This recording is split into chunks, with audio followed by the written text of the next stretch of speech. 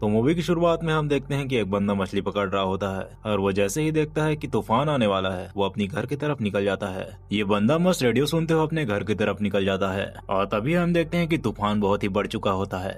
जैसे तैसे ये बंदा घर पहुंच जाता है। घर पे ये बंदा अपनी फैमिली के साथ टाइम स्पेंड कर रहा होता है जैसे कि सब करते हैं।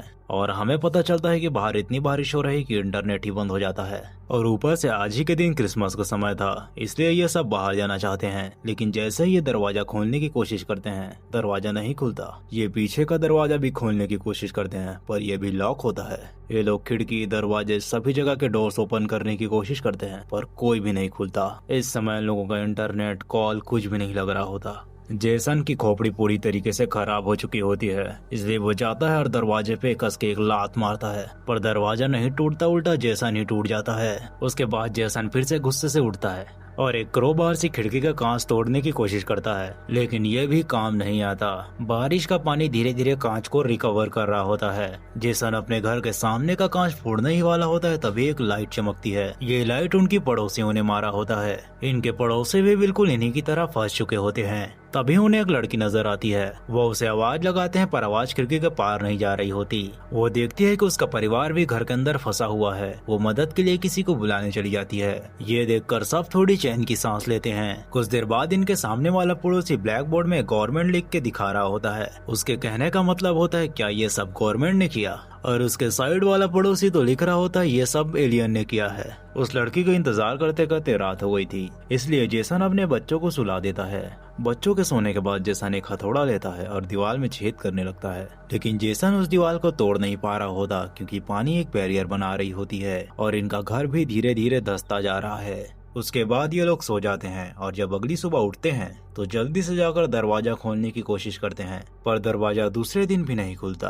इसीलिए अब ये अपने घर का राशन देखने लगते हैं। पूरा कैलकुलेशन करके इन्हें पता चलता है कि इनका खाना सिर्फ 2 महीनों का है। जेसन की फैमिली अब डिसाइड करती है कि अब उन्हें सिर्फ जरूरत के हिसाब से ही सामान इस्तेमाल करना है। डे 4 जेसन की फैमिली टाइम पास करने के लिए अब कुछ न कुछ कर रही होती है, जैसे कि हम लोग लॉकडाउन के वक्त करते थे। अब इनको ऐसा करते करते 1 हफ्ता हो जाता है। इस 4 दीवारी के अंदर में इन लोगों की जिंदगी बस चल रही होती है। ये लोग जैसे तैसे मस्ती करके अपनी जिंदगी काट रहे होते हैं। 1 मंथ लेटर जेसन की बेटी को खिड़की के बाहर एक क्रिएचर दिखता है। बच्ची खाने के वक्त जेसन को ये बात बताती है पर बच्ची की बात कोई नहीं मानता। उसके बाद जब अगली सुबह बारिश हो रही होती है तो वही बच्ची देखती है कि उसके सामने वाली घर की आंटी को कोई मारने की कोशिश कर रहा है। ये बात वो उसके पेरेंट को बताती है, मगर जेसन उसे उठा के ले जाता है। पर जब रात का समय होता है तो उसे किसी की आवाज आती है और वो जैसे ही पर्दा खोलती है वो देखती है कि कोई मदद के लिए चिल्ला रहा है। ये देखकर बच्ची जेसन को बुलाने जाती है। वो देखते हैं कि वो लड़की मदद के लिए चिल्ला रही है पर जेसन उसे कहता है हम नहीं कर सकते। और तभी पीछे से एक क्रिएचर आता है और उस लड़की को खींच के ले जाता है। उसके बाद एक तेज रोशनी चमकती है। जेसन भागकर खिड़की के पर्दे बंद कर देता है और वो खौफनाक नजारा देखकर बच्चे इतने डर जाते हैं कि ये लोग एक पलंग पे ही सो रहे होते हैं।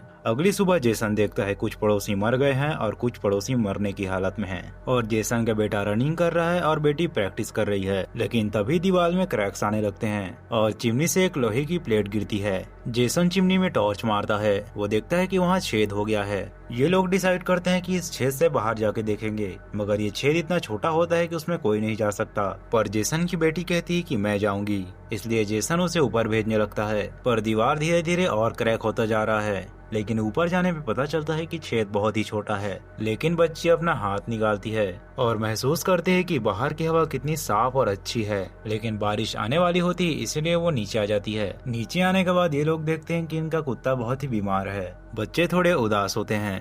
फिर जेसन उसकी वाइफ के कान में कुछ कहता है और वो बच्चों को यहाँ से ले जाती है। वो बच्चों के कान बंद कर लेती है और टीवी पे एक म्यूजिक लगा के वॉल्यूम फुल कर देती है। जेसन रोता हुआ एक बंदूक लेके आता है और कैशी को शूट कर देता है और उसके बाद कैशी के टुकड़े टुकड़े करके उसे फ्रिज में रख देते हैं। जेसन को बाहर एक लोमड़ी दिखती है। वो कैशी के बचे हुए मीट को उस लोमड़ी को दे देता है, मगर उस लोमड़ी के खाने से पहले ही बारिश शुरू हो जाती है, इसलिए वो वहाँ से भाग जाता है। बारिश शुरू हो रही होती है, इसलिए ये सब पर्दे बंद कर रहे होते हैं, मगर विंडो की साइड में कैसी का फ्लावर होता है, इसलिए वो उसे लेने जाती है। मगर अचानक से ही वो क्रिएचर आके हमला कर देता है। जेसन बच्ची को शांत रहने को कहता है। थोड़ी देर बाद वो क्रिएचर वहाँ से चला जाता है। उसके बाद हम रात का समय देखते हैं। इनका राशन खत्म हो चुका होता है। अब इनके पास खाने को एक दाना तक नहीं होता। उसके बाद जब जेसन की फैमिली सो रही होती है तो जेसन उठता है। जेसन एक स्केटबोर्ड की मदद से एक जाल बनाता है, उसमें कैसी की मीट को लगाकर सुबह जाल फेंक देता है। उस मीट को सूंघते ही एक लोमड़ी आता है, लेकिन वो जाल उतना अच्छा बना नहीं होता, इसलिए लोमड़ी बच जाता है। जेसन जाल को मॉडिफाई करता है और दोबारा फेंकता है। लोमड़ी फंस तो गई थी, लेकिन रस्सी टूट जाती है।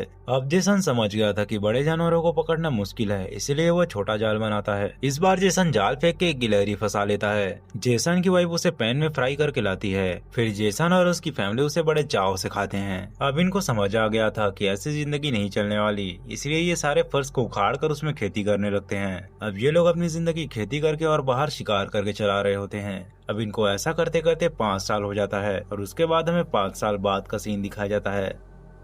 हम देखते हैं जेसन भी थोड़ा बुढ़ा होने लगा है और उसने पिंजरे को ऑटोमेटिक बना दिया है, जिससे शिकार करना आसान हो जाए। और उसके बेटा बेटी भी बड़े हो चुके हैं। दीवार पे भी काफी सारे क्रैक्स आ चुके हैं, जिससे घर गिरने की संभावना और बढ़ चुकी है। हम देखते हैं जेसन ने अपने गैराज में बिगड़ी हुई कार को बना दिया होता है। सब लोग खुश होते हैं सिवाय उसके बेटे के, क्योंकि उसे पता होता है कि ये बाहर चलने वाली तो है नहीं। और इसी बात पे लेकर बाप बेटों के बीच में थोड़ी बहस हो जाती है। थोड़ी देर बाद बारिश शुरू हो जाती है, इसलिए ये दोनों पर्दे बंद करने चले जाते हैं। पर्दे बंद करते समय भी ये दोनों लड़ ही रहे होते हैं। तभी इनकी आवाज से वो क्रिएचर इनके घर के बाहर रह जाता है। क्रिएचर आवाज सुन के दरवाजा खोलने लगता है, लेकिन उसके दरवाजा खोलने से पहले ये सब छुप जाते हैं। जेसन का बेटा घर के बाहर झांक रहा होता है और क्रिएचर धीरे धीरे अंदर आ रहा होता है। उसके आने से सारे पानी बर्फ में बदल जा रहे हैं, लेकिन इतने में क्रिएचर जेसन की वाइफ की आवाज सुन लेता है। वो उसकी तरफ बढ़ता है, लेकिन तब तक वो छुप चुकी थी। वो उन खेतों की तरफ बढ़ता है जहाँ जेसन की बेटी है। उसके नाखून इतने तेज थे कि लकड़ी के आर पार जा रहे थे। वो शैतान आसपास नजर घुमाता है और उसके देखने भर से ही सारे पत्ते बर्फ में बदल जाते हैं। उस क्रिएचर को कुछ नहीं मिलता और वो वहाँ से चला जाता है। लेकिन इतने में ही जेसन का बेटा बाहर जाने की कोशिश करता है, लेकिन जेसन उसे रोक लेता है। उसके जाने के बाद जेसन उस दरवाजे को खोलने की कोशिश करता है, मगर दरवाजा फिर भी नहीं खुलता। हमें बताया जाता है कि वो क्रिएचर एक लिवाइथन होता है जो समुद्र में राज करता है।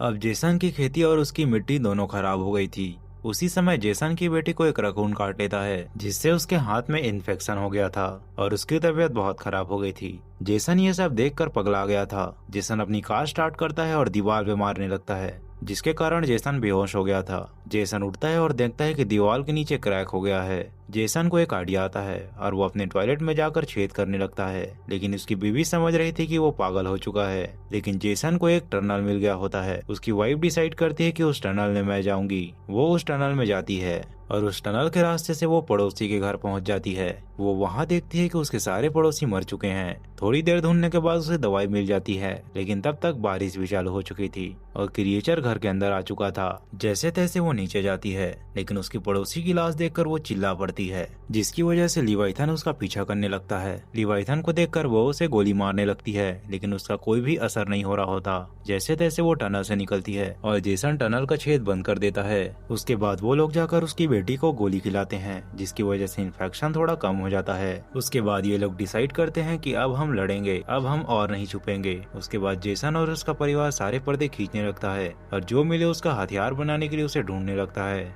लेकिन तभी कुछ ऐसा होता है जिसे जेसन ने कभी सोचा नहीं होगा। चिमनी के अंदर से बहुत सारा पानी घर के अंदर आने लगता है और सभी जगह लीकेज होने लगता है। कुछ ही देर में ये घर डूबने वाला होता है और वो क्रिएचर भी अंदर आ चुका है। जेसन उसे हंट करने के लिए ढूंढने लगता है। तभी वो जेसन की वाइफ की तरफ बढ़ता है। जेसन की वाइफ ने एक बॉम्ब बनाया होता है, वो सीधे उसके ऊपर फेंक देती है और ब्लास्ट होने के कारण वो जलने लगता है। जलते हुए भी वो क्रिएचर छटपटा के हमला कर देता है।